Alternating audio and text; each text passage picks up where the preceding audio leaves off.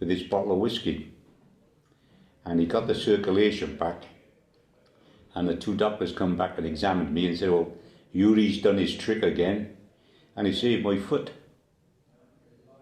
And anyway, a couple of days later, before I got discharged, I said, "I'd like to thank Yuri for saving my leg."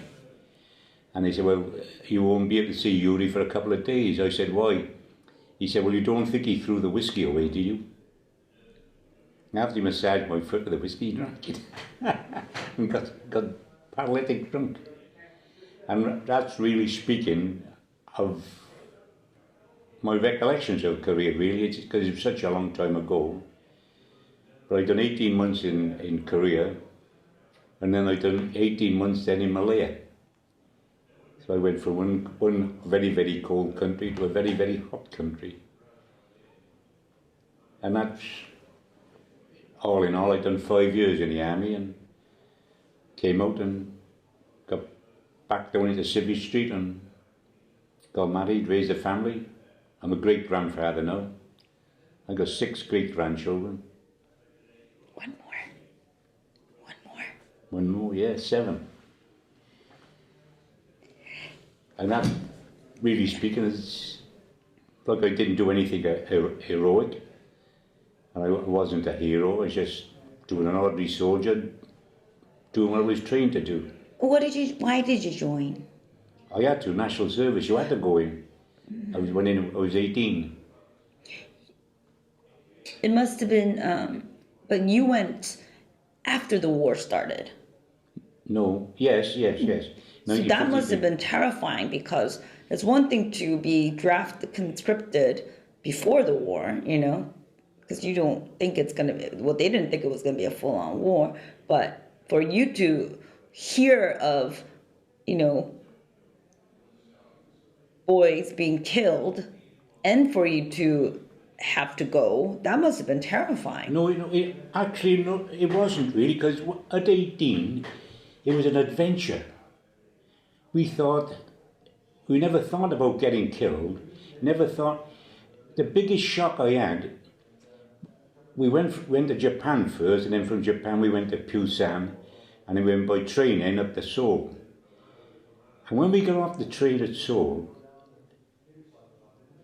railway station, it was flat. Everything was bombed. And Cardiff was very heavily bombed during the Second World War. When I was growing up, I was 10 or 12 during the Second World War.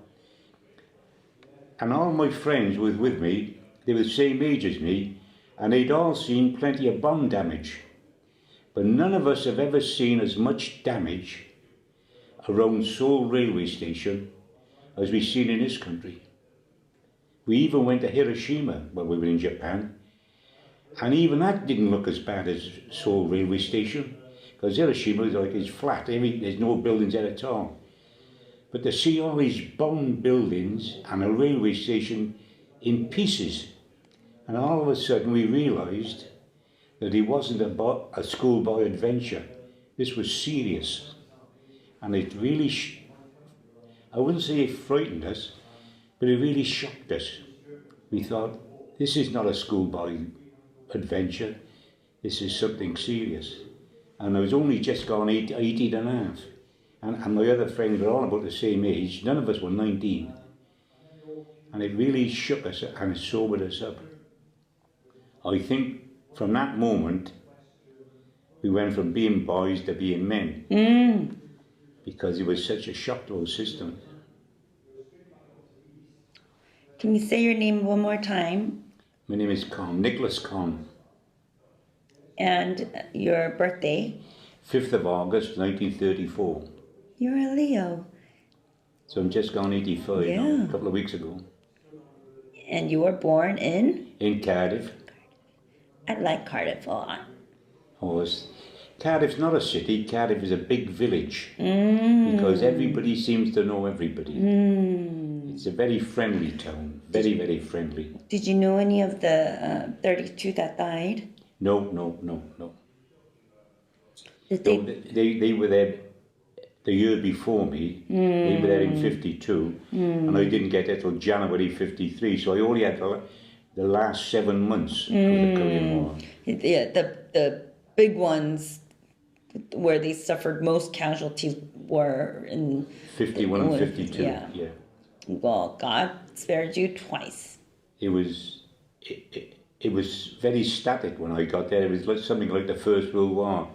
We were one side of the fence, and the Chinese were the other side of the fence, and that was it. There wasn't too much to and fro, not like in the early part of the war.